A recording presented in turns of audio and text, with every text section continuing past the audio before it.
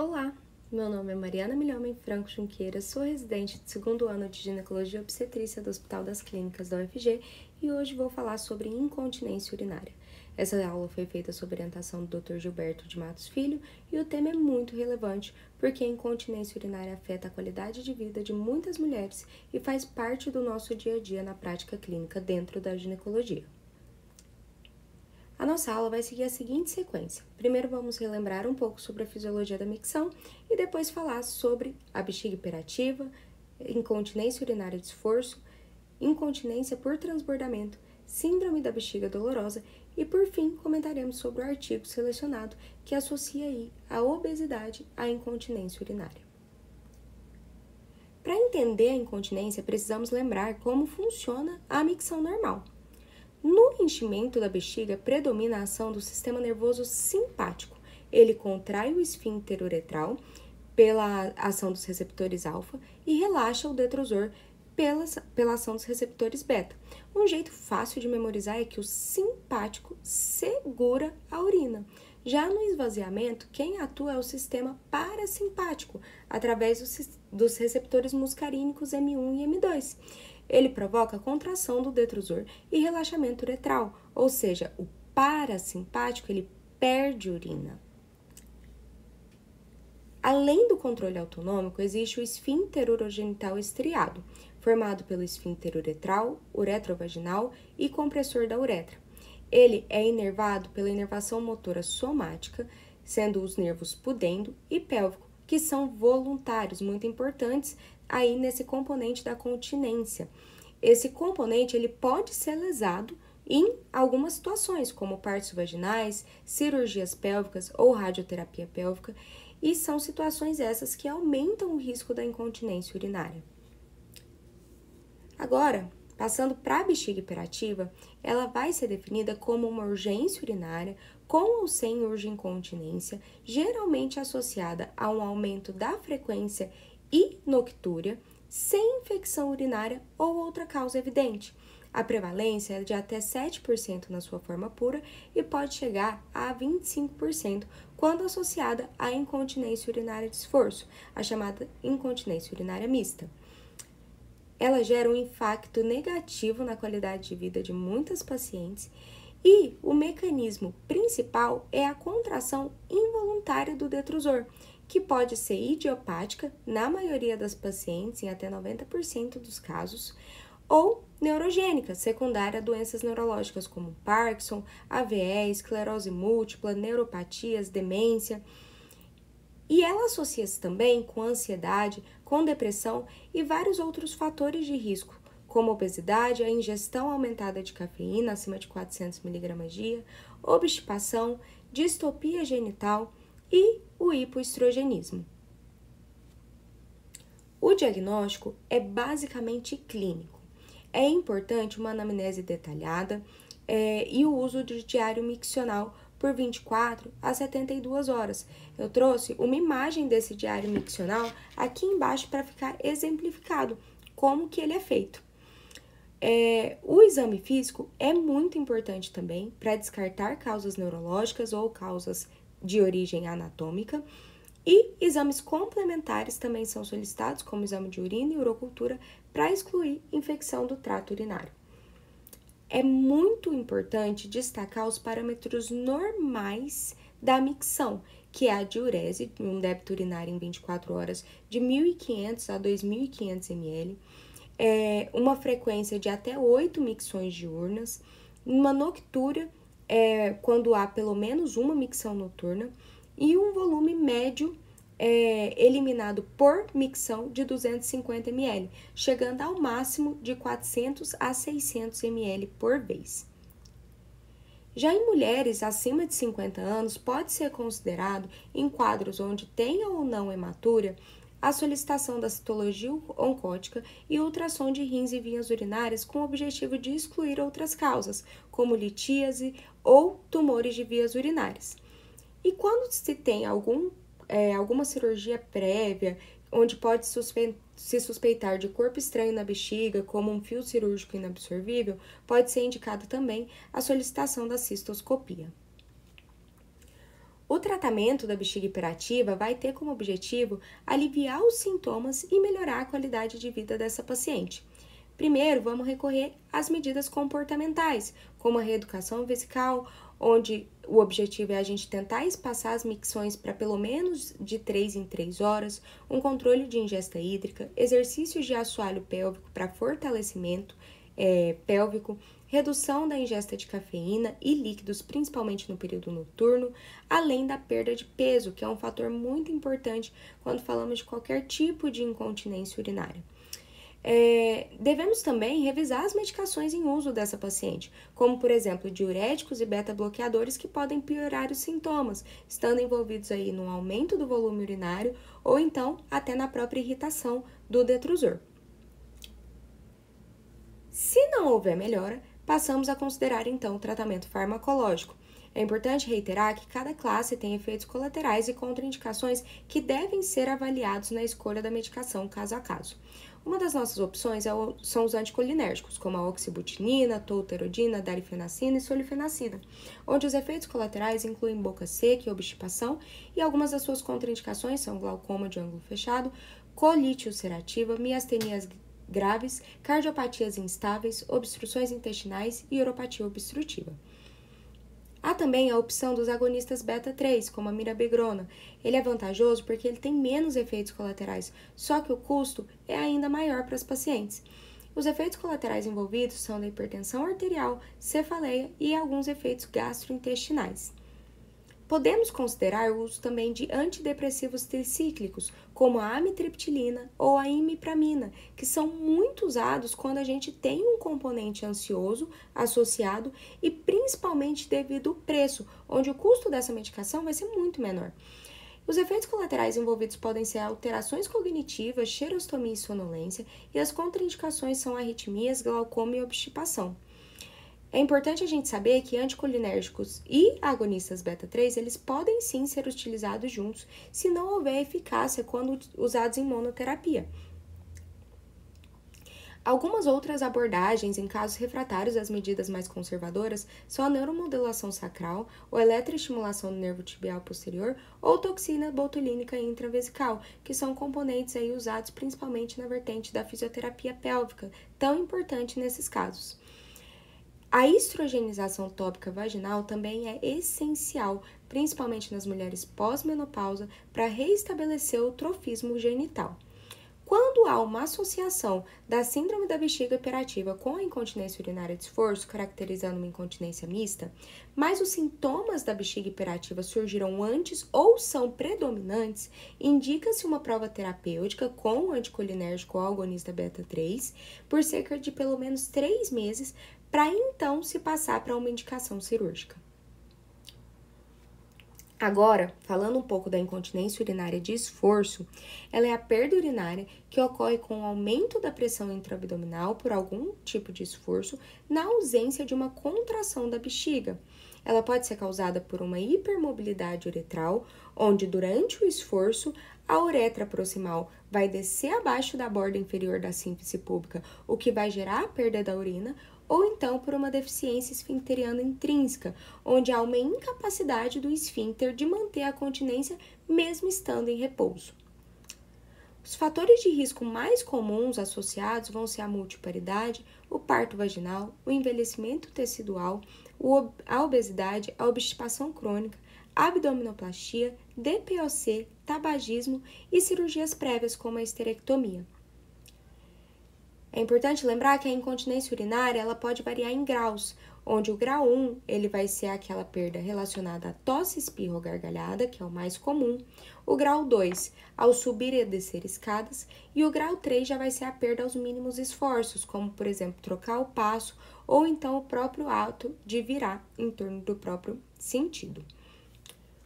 O diagnóstico ele vai começar mais uma vez pela anamnese detalhada, onde a gente vai avaliar em quais situações essa perda ocorre, o tipo de esforço, o volume com o qual essa paciente vai perder a urina, o impacto na vida da paciente, se ela tem necessidade de uso constante de absorventes por conta da perda, É importante saber o histórico obstétrico de cirurgias prévias, da menopausa e hábitos como o tabagismo, por exemplo, e como vem acontecendo esse padrão urinário. Então, mais uma vez aqui, o diário miccional é importante no diagnóstico dessas pacientes e pode ajudar a gente a fechar esse diagnóstico.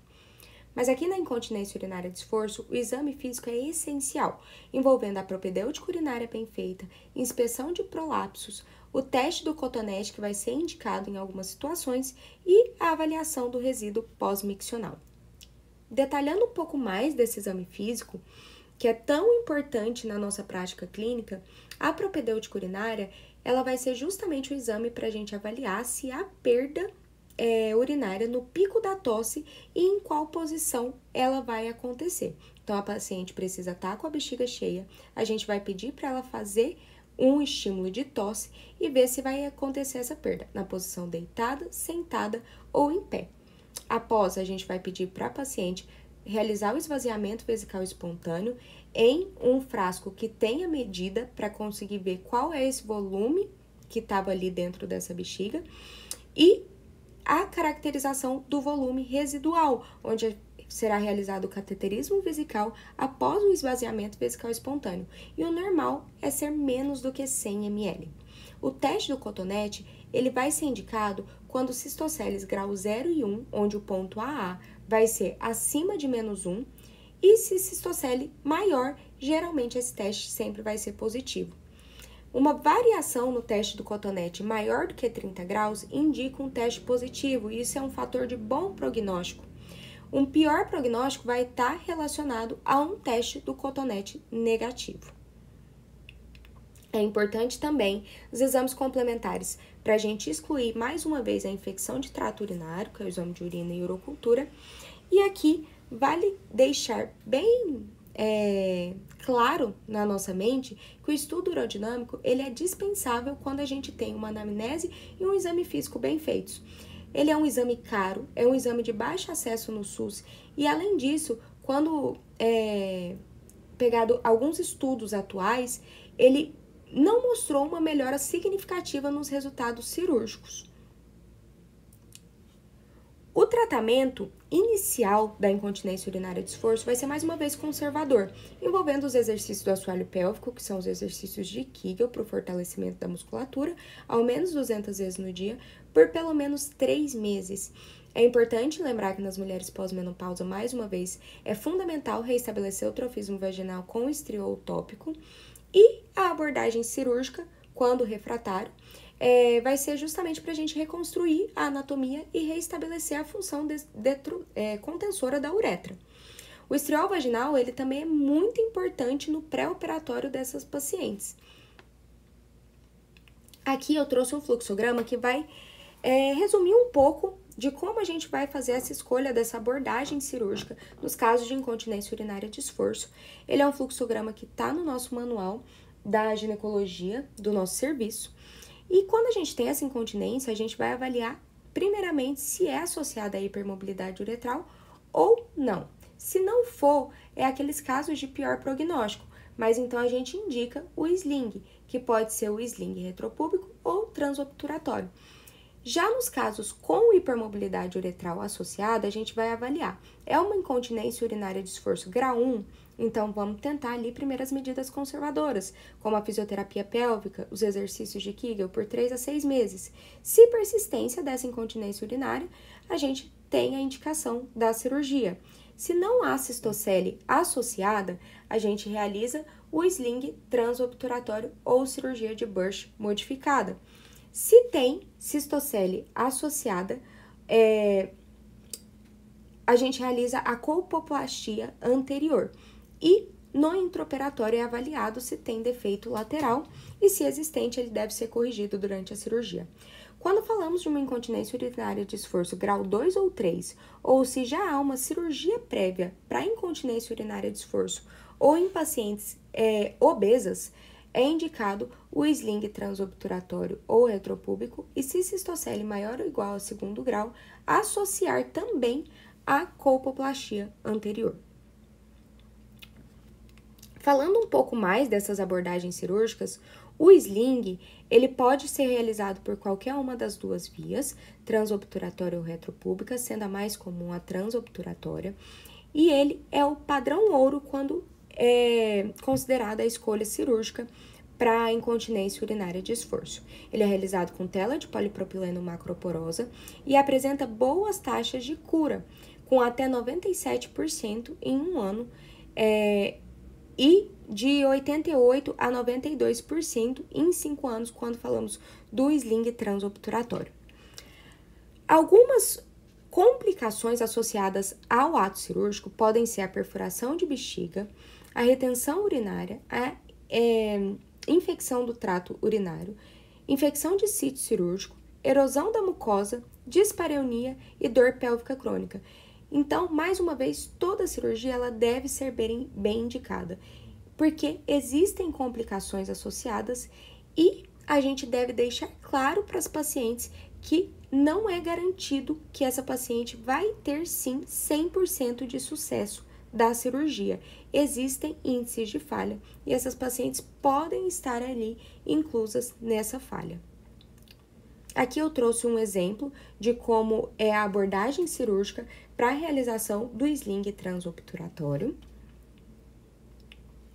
E quando falamos agora da colporrafia anterior, o índice de melhora ele vai ser de até 61% em 5 anos, e quando falamos de incontinência urinária de esforço grau 1, ele pode chegar até 82% de melhora em 5 anos. Algumas complicações também relacionadas a ela é a retenção urinária, a infecção do trato urinário e o sangramento pós-operatório. Nos quadros de retenção urinária, vale deixar aqui, pois ele acontece realmente com algumas das nossas pacientes, que a abordagem vai ser primeiramente uma sonda de alívio, seguido por uma sondagem vesical de demora por 3 a 5 dias, podendo ser aguardado por mais 5 dias se necessário.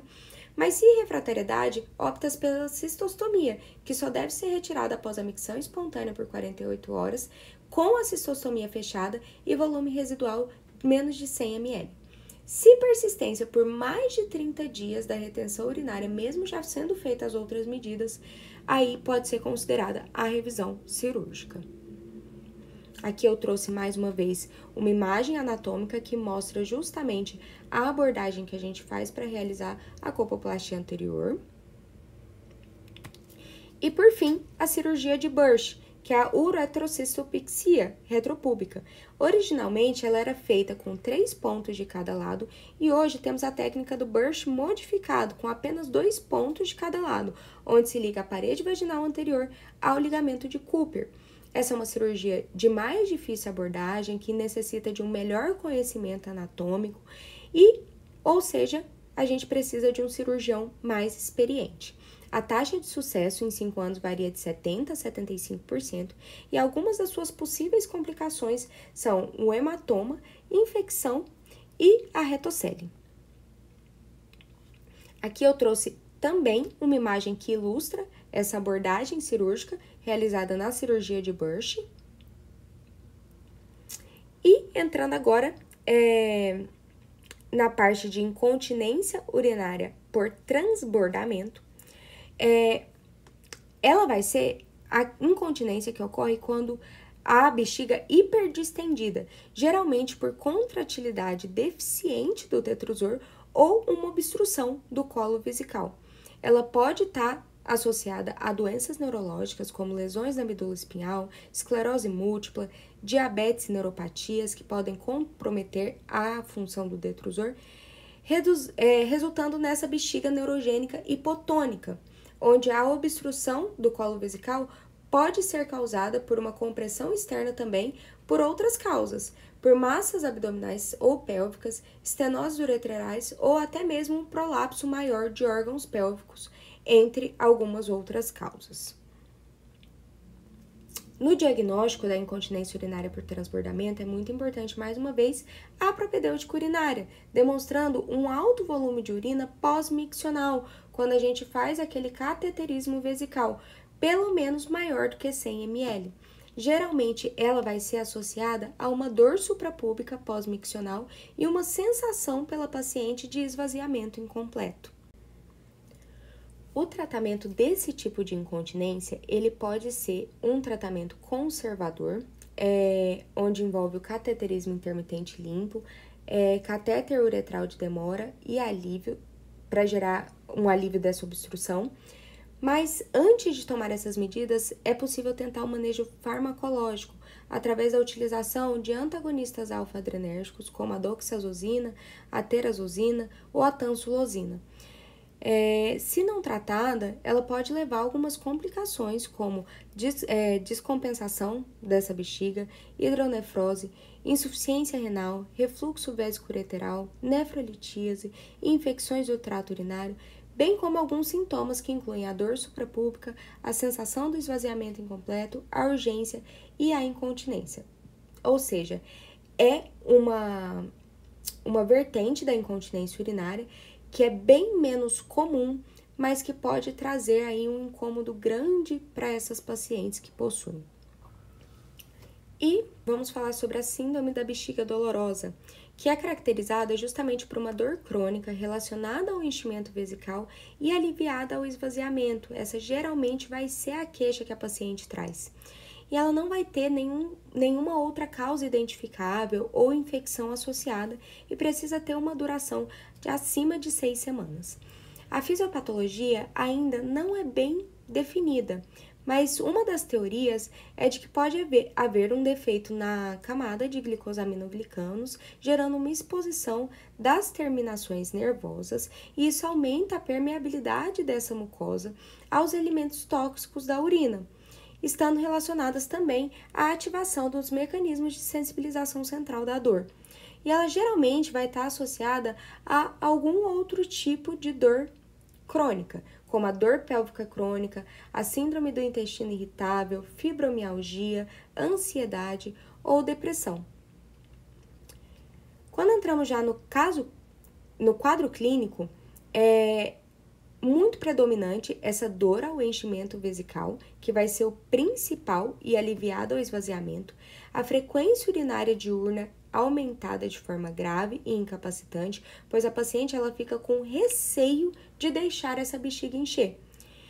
A urgência urinária, a noctúria, a disúria, hematura ocasional, dor suprapúbica, pélvica, uretral, vaginal ou perineal, aliviada geralmente pelo esvaziamento da bexiga, dispareunia principalmente de superfície e depressão. O tratamento é bem desafiador. Ele envolve todo um suporte psicossocial. A gente estimula bastante também a fisioterapia pélvica, que pode ter um fator de melhora muito significante. O treinamento vesical também é válido aqui na síndrome da bexiga dolorosa. E falando um pouco da terapia medicamentosa, pode ser feito o uso de medicações que estejam envolvidas justamente nesse mecanismo de estabilização dos mastócitos ou recomposição da camada de glicosaminoglicanos envolvidas nesse componente de modulação da dor. Nelas temos a amitriptilina, por exemplo, o polissulfato de pentosano sódico, os analgésicos comuns e os antihistamínicos, como a cimetidina. E por fim, para finalizar de fato nossa aula, vamos comentar o artigo publicado no Journal of Urology em 2022, que avaliou o impacto da obesidade ao longo da vida no risco de incontinência urinária.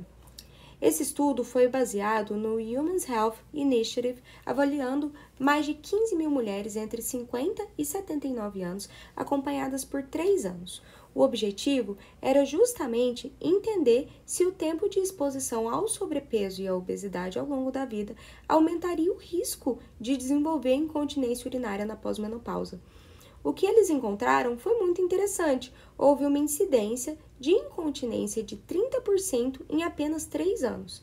E quanto mais anos de sobrepeso ou obesidade, maior o risco de desenvolver incontinência, ou seja, meio que uma dose dependente ali. Para as mulheres com sobrepeso, o risco foi de 17% maior. Para as mulheres obesas, o risco foi de 28% maior. E esse efeito foi, que nem eu disse antes, dose dependente, ou seja, Quanto mais cedo e por mais tempo a mulher ficou acima de peso, maior a gravidade e a frequência da incontinência. Ou seja, em resumo, o estudo reforça que a prevenção e o manejo do peso, eles precisam começar desde cedo, assim como iniciativas para o fortalecimento da musculatura pélvica, e manter um peso saudável ao longo da vida, ele pode reduzir de forma significativa a chance de incontinência urinária no futuro. Então, a incontinência urinária, ela é uma condição multifatorial com grande impacto na saúde e na qualidade de vida. Entender essa fisiologia e reconhecer os principais tipos clínicos e reconhecer as opções de tratamento é essencial para o cuidado integral da mulher. E, como vimos no artigo, não podemos esquecer também da importância dos fatores de riscos modificáveis, como o controle de peso, o tabagismo, que pode atuar de uma forma preventiva dessa doença ao longo da vida. Aqui estão as minhas referências para a criação da aula. Muito obrigada pela atenção de vocês. Até a próxima!